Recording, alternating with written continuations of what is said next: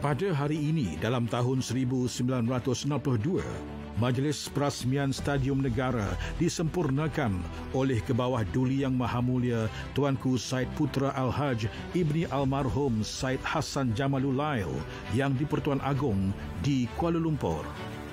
Stadium tertutup pertama di Persekutuan Tanah Melayu ini direka oleh Stanley Edward Jukes, Pengarah Jabatan Kerja Raya.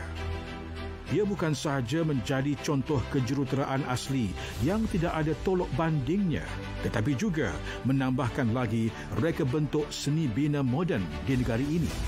Stadium Negara dibina khas untuk permainan-permainan dalaman, indoor games dan perlawanan berbagai-bagai jenis sukan, pertunjukan kebudayaan, tempat pameran dan tamasya di peringkat kebangsaan atau antarabangsa.